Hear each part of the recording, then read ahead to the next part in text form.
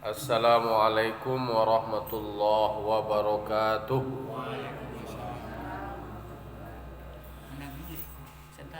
Alhamdulillah.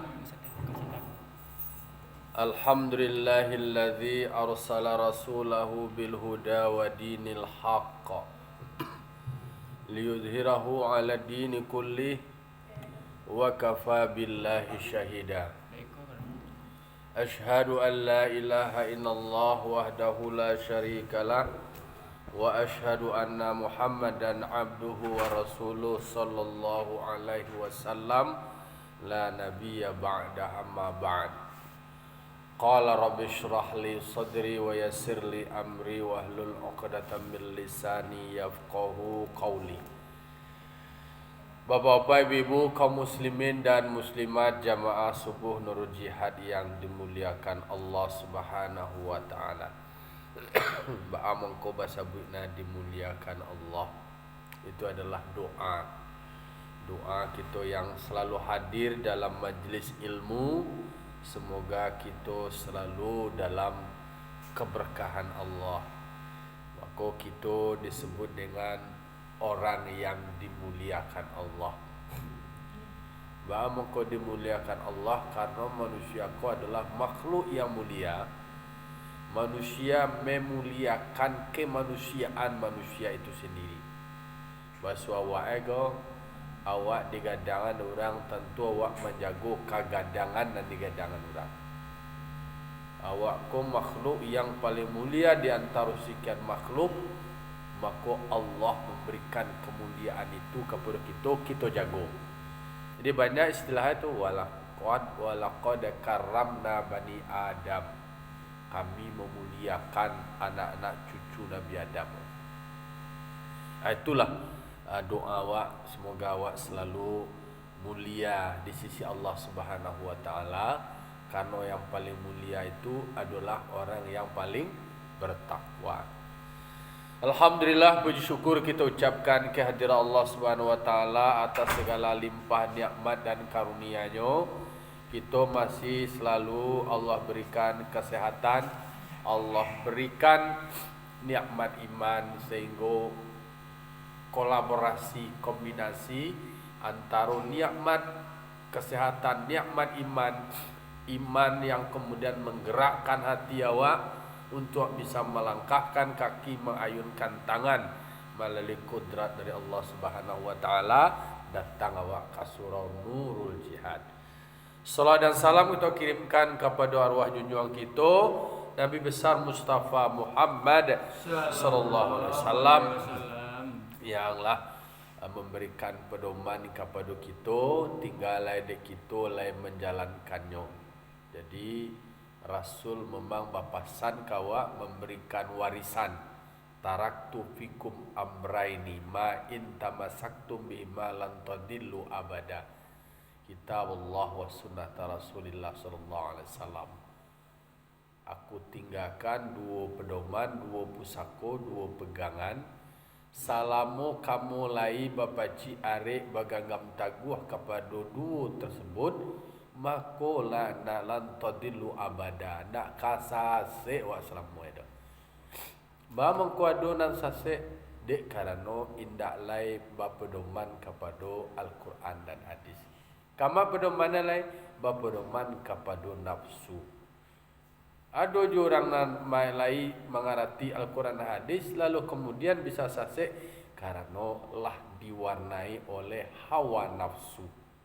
Karena dulu-dulu merujuk awak kepada sejarah yang ada dalam Al-Quran, kan banyak tokoh-tokoh besar, kemudian di akhirnya tidak happy ending gitu orang ini.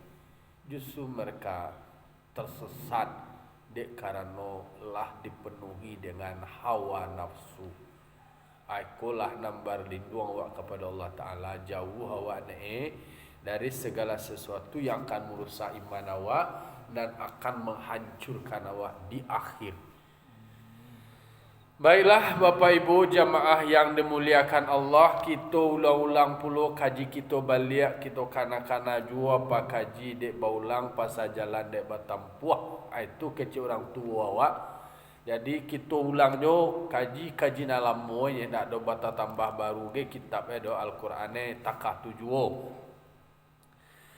Kini masuk lagi ayat 46 patang ayat 45 surah Ali Imran. Bismillahirrahmanirrahim. Wa yukallimun nasa fil mahdi wa kahlan wa minas solihin. Iko bercerita tentang Nabi Isa lai.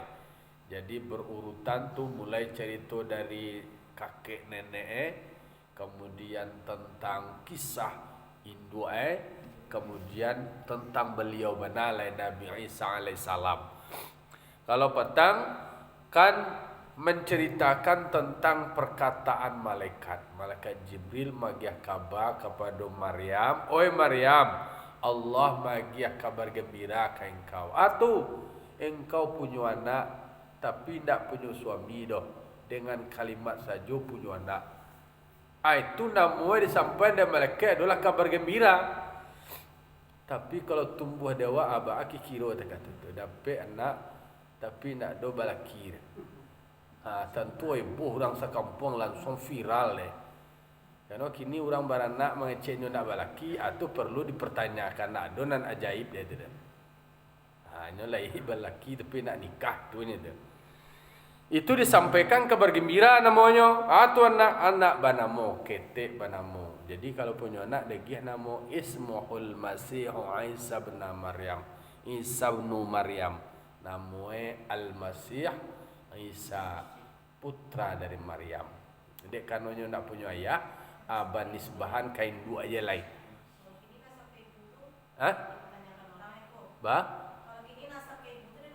Dipertanyakan orang nasab ke ibu jangan kecil lo nyu nak do pakai ayah do nya banisbah kain dua aja ke nyeko ayah nak do ayah nak do balo ayah mak aku benar nak do ayah mungkin nya sembunyikan atau nya malu atau nak jaleh je tadi di je tak jadi kira langsung dia sekali babu aja namu Hindu aja di belakang alai. Ndak nama Hindu awak ko nak namuh nang kalamak dia awak je duya ke. Jadi adu aturannya mantang-mantang awak Hindu nan mangasuh awak nama mendidik awak nama kadangnya awak nama mokoannya. Tu bahaya nak jaleh. Kalau seandainya inyo alun nikah kemudianlah dulu bajak pada sawah. Ayo nak bisa dikaiankan we tu tak bisa ko perusian tak bisa ayah ko menjadi wali nikah doh karena nyo ndak melalui prosedur nikah prosesnya.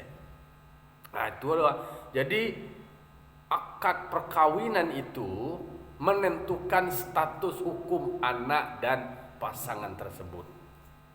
Kalau seandainya lah dulu bajak pada sawah lah barisi dulu sebelum nikah, berarti itu alun melewati proses akad lah, alun melekat hak dan kewajiban lah. Kalau betul status anak aku sendiri belum dianggap sebagai anak dari laki-laki ko tadi. Nyo mangko dikatakan itu anak kalau lah melewati proses pernikahan. Lalu kemudian lah baisi pariko kemudian nyo nikah lai. Berarti anaknya ko tadi dianggap belum ada. Walaupun nyo lah baisi. Tu tu lain tongku. Tu nanti sudah lah ia nak ada nikahnya balik. Ndak mau nikah balo cara lain. Nyo lah nikah mah. Kalau dinikah lo balik batal nikahan tadi.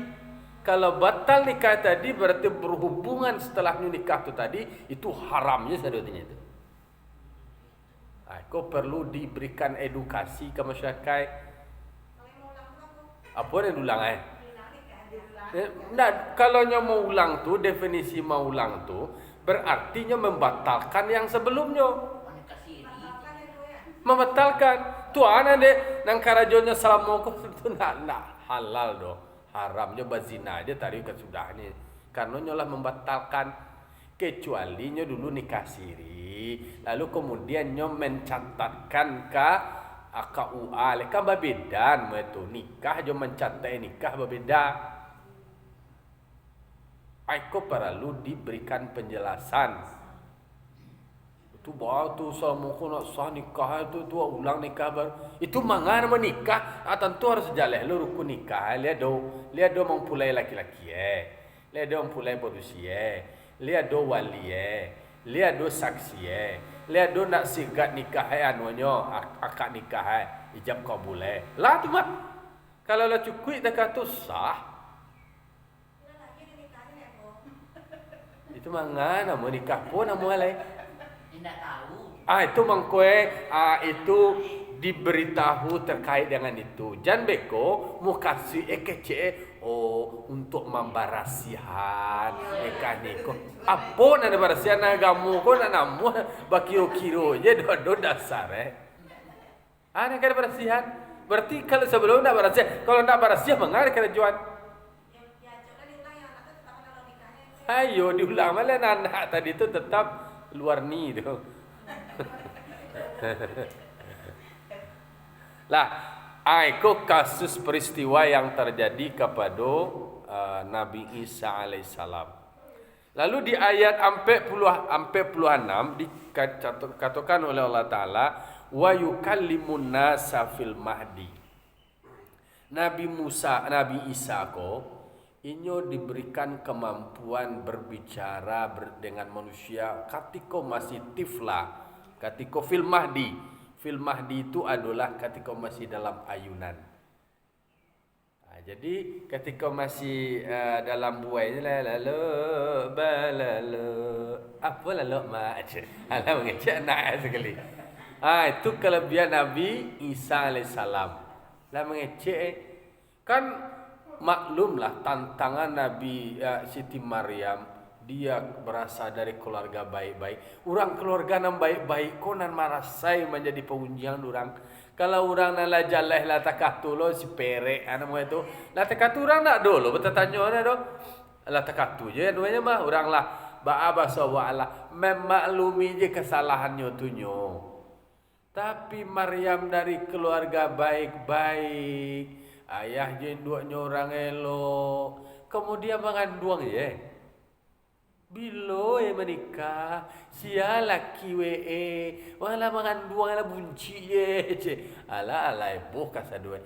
Itu beban berat yang ditanggung dek Maryam. Mengecek orang sekeliling. Heboh. Lalu kemudian sementara Maryam ko adalah perempuan baik-baik yang kemudian diberikan kabar gembira oleh malaikatnya akan punya anak orang hebat, orang baik, orang yang luar biasa. Tu ba'a magaknya lai. Tapasuan yang je Maryam ko. Tu siapa mengecek memberikan penjelasan lai? Anak beliau. Siapa anaknya? Isa alaihissalam. Kan di dalam beberapa hadis ada beberapa anak kecil yang diberikan mukjizat bisa berbicara ketika masih kecil. Kalau dalam hadis itu ada disebutkan ada 3 orang anak yang diberikan kelebihan itu. Yang pertama adalah anak kecil ketika Nabi Yusuf digoda dek Zulaikha. Nabi Yusuf kok ganteng, nak gagah, nak sagagah tu tungku Sleman lu mengamal. Jadi dek kegagahannya Nabi Yusuf ko sehingga Zulaikha istri dari Kitpir pada saat itu Yobana tergoda mencaliak ketampanan Nabi Yusuf. Sehingga dia gang-gang lah baju Nabi Yusuf ko dia elo-elo Nabi Yusuf ndak kecek Nabi Yusuf. Iyo lah kecek Zulaikha ko. Digagai-gagai aja Nabi Yusuf. Kalau tu gagai-gagai bahasa awak digagai-gagai je dari belakang. Dia loe baju cabi baju Nabi Yusuf ko di belakang. Sadang elo mailo takatu ko dalam tampek yang sepi ko di kamar lah namuai. Tampak dia ampulai kecil orang kini terciduk. Ditanya ditangkuk sekali. Kamu terciduk. Nampak dusi kau Zulaikha kau berakting lo bersandiwara lo Iyo jo, awak digoda-goda ada Yusuf ko jo, ka diperkosa awak di Yusuf ko jo, ni jahit bana Yusuf ko. Jo balian fakta ko. Nama gagai ya, Zulaikha. Dituduh lo Nabi Yusuf nang gagai. Padahal Nabi Yusuf ko masih muda, lomba bini lah, masih bujang, gagah. Zulaikhanya lah bampulai, lah lelaki. Tapi kondisi seperti itu ditemukanlah mereka sedang berduaan. Lalu kemudian tertuduhlah Nabi Yusuf alaihissalam. Tentu diberikan semacam anogo, baki kiro berangan sikit pir tu tadi ya, istrinya dianggap semua lah kasus kini lagi viral Perdi Sambo namanya dia. Lagi sedang viral masalah bini lo kan. Entahlah walau alam lah, itu nak jelas dewa referensi kebenarannya.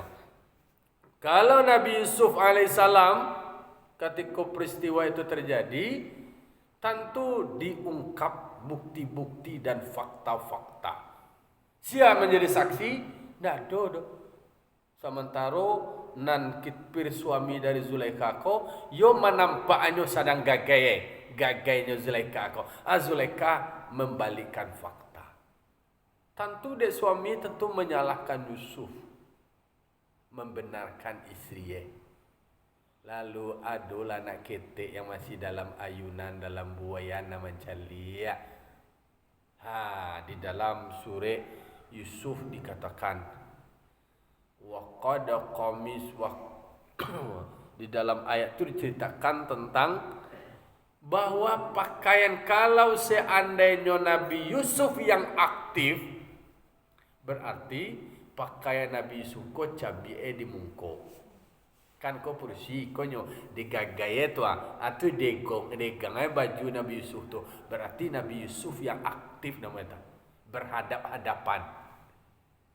Sementara faktanya kini nan nampak itu adalah baju Nabi Yusuf ko cabiak di belakang. Kikiro siapa yang gagai itu? Kecil anak kenyang ko tadi. Anak nalun masue mengecek lain, tapi diberikan kelebihan dari Allah Ta'ala untuk mengecek, mengungkap kebenaran itu tadi. Oh yo ye, logika. Kalau baju cabai di belakang, berarti nyo pasif, nyo lari, nyo menghindar, digagai. Dia nak bersiko tadi. Berarti yo Zulaikha yang salah.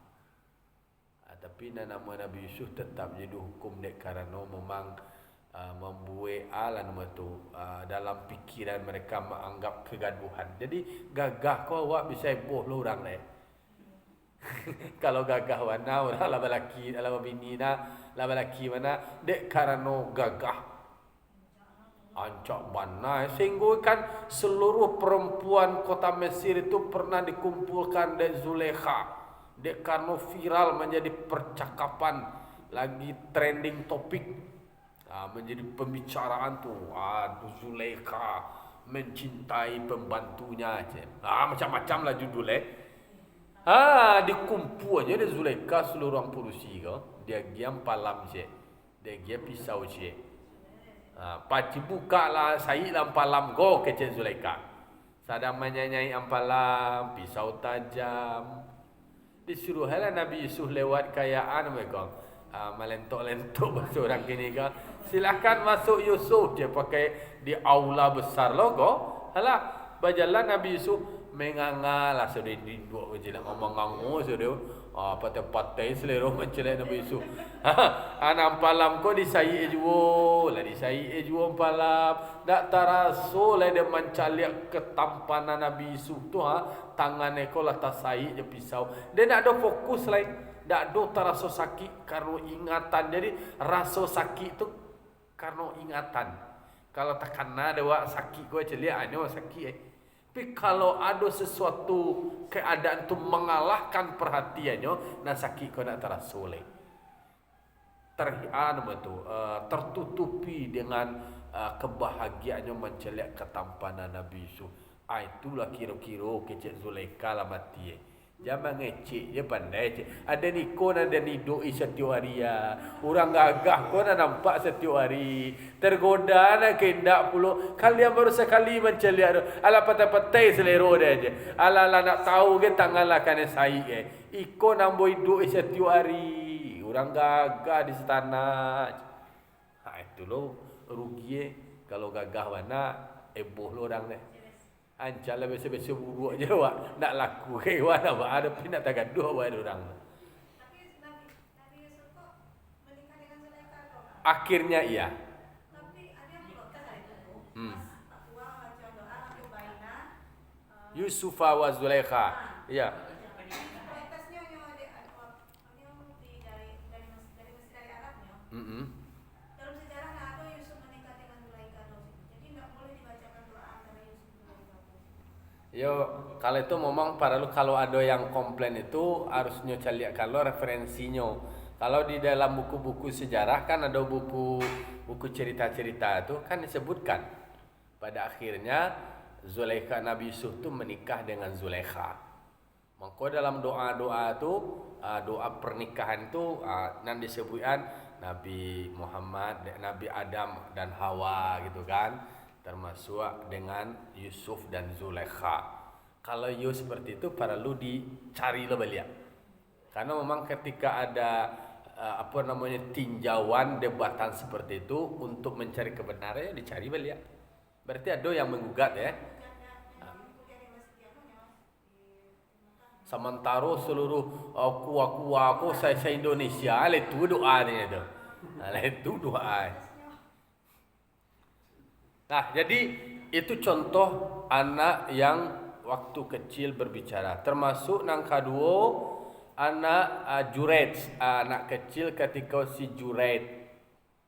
Juret ko adalah anak muda yang ahli ibadah. Ibadah dia terus sembahyang sunai. Induk membawa nak terangah dia. Juret cinduk tolong mak cek.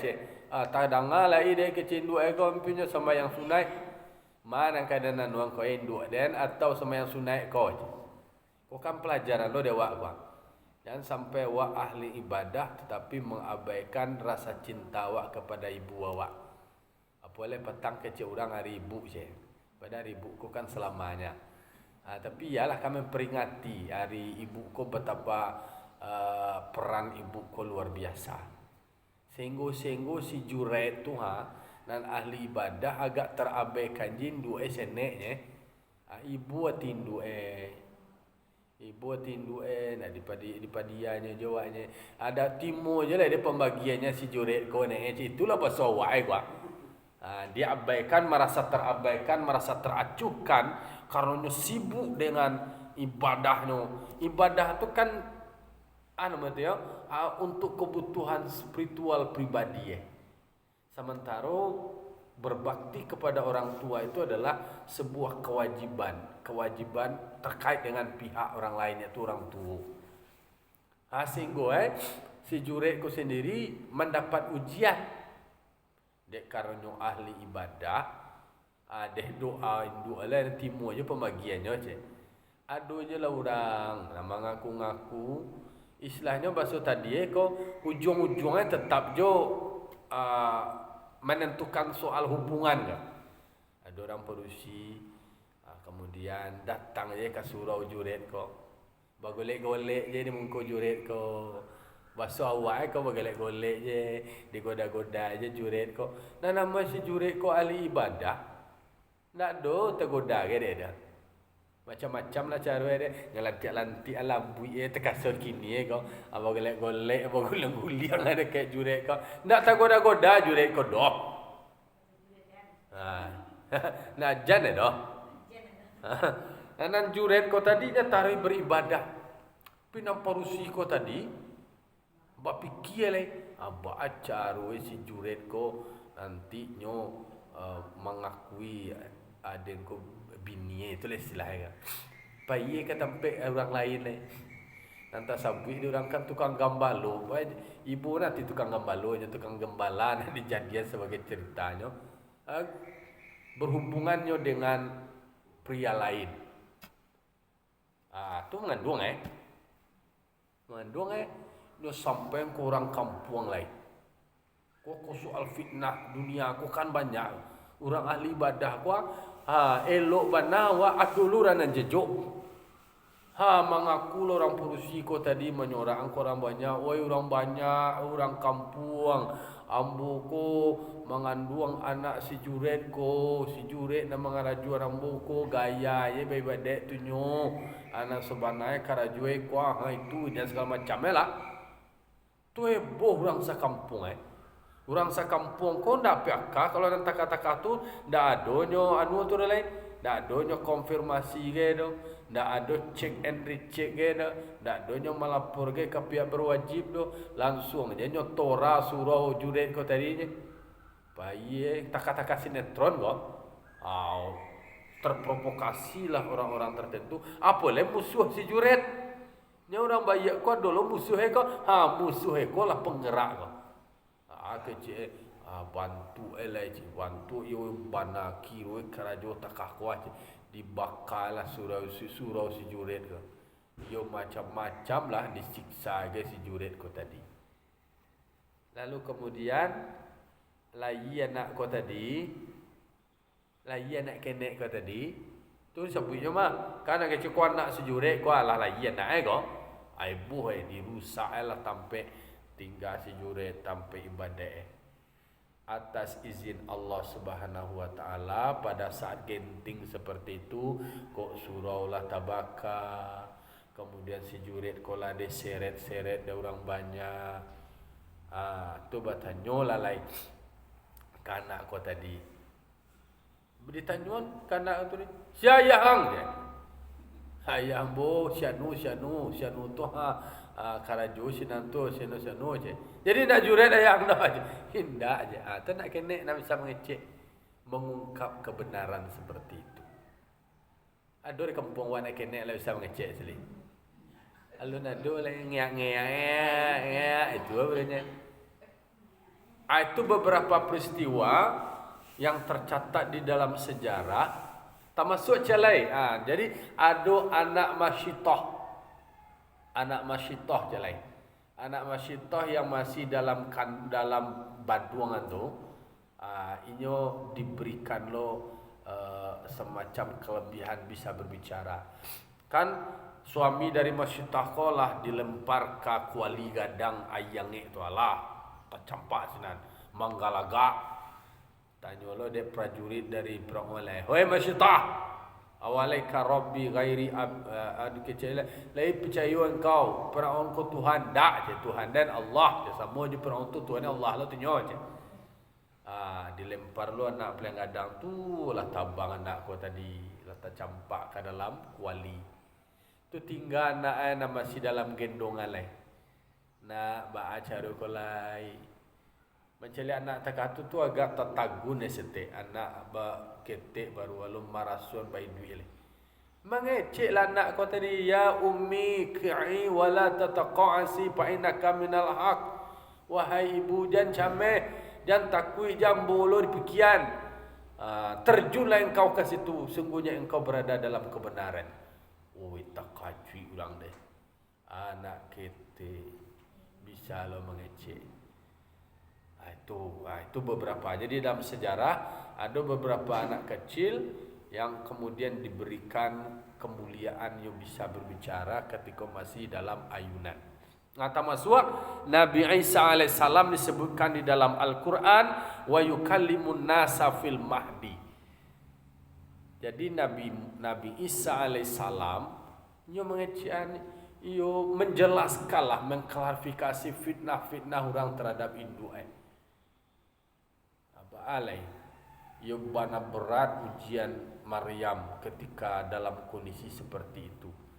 Masyarakat itu tidak semua menilai secara objektif. Masyarakat itu mudah terprovokasi. Kadang-kadang alun lai sebuah informasi itu dicek and recheck langsung memponis, langsung menghujat. Inyo nak tahu-tahu gedo nyolah satu lo tu. Itulah perilaku namanya perilaku growth. Growth itu kerumunan.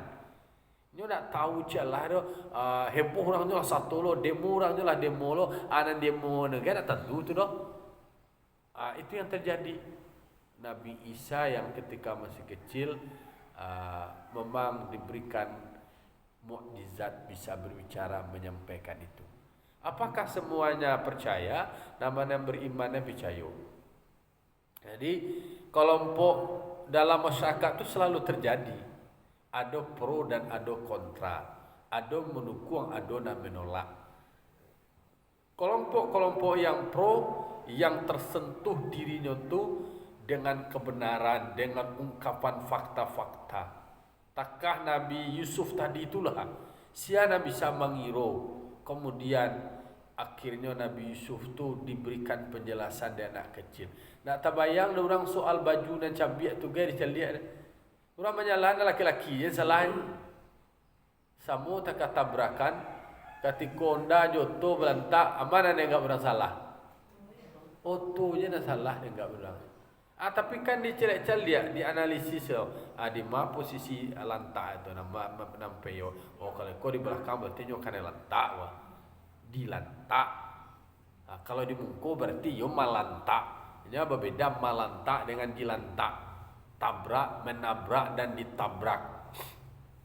Itulah kejadian-kejadian yang memang Nabi Isa alaihissalam menghadapi ujian seperti itu. Ketik baru beliau lah mendapat cercaan, celaan, hinaan terkait dengan ibunya.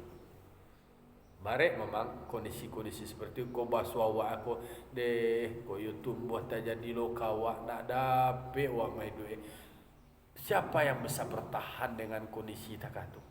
Fitnah itu barik lebih kejam daripada pembunuhan. Al-fitnatu asyaddu minal qatli. Fitnah itu lebih kejam, lebih sadis daripada pembunuhan. Biarlah mati wak daripada awak karena fitnah dan awak nak mengarajuan doa. Koyo mengarajuan yolah salah nama itu. Salah nan nyo tarimo akibat. Kok naninda? Alangkah beratnya menghadapi kondisi seperti itu. Walau alam di dunia aku kini keadilan tuntah di mana letaknya. Siapa kamu awak sampai mengadukan keadilan? Kalaulah masyarakatlah memberikan ponis, memberikan penilaian segala macam tu, payah lo menjadiahnya lah terlanjur. Barangkolah terbentuk opini. Mangko dikatakan ya ayyuhalladzina amanu in ja'akum fasikum binaba'in fatabayyanu. Hai orang beriman, kalau dapat kabar informasi tentang suatu peristiwa, lakukan tabayyun dulu. Tabayyun ko bahasa awak dikonfirmasi, dicek. Jangan sampai terjebak lo awak dengan cerita orang. Jangan cerita orang lo nan didangai. Lebih ancak awak mencari ke sumber informasi.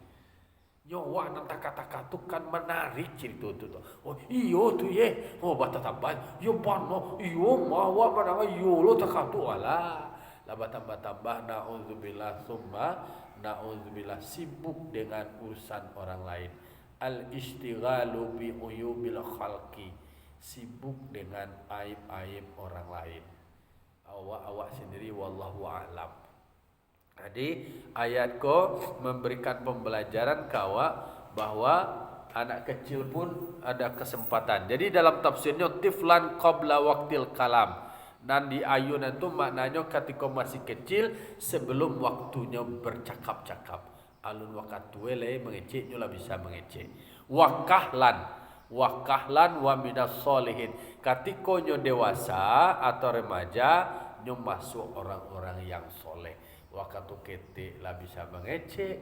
Kemudian ketika remaja dan dewasa inyo menjadi orang yang soleh. Atau kete lah nampak tando-tando. Takkan Nabi Muhammad kan ketika kete lah nampak tando-tando.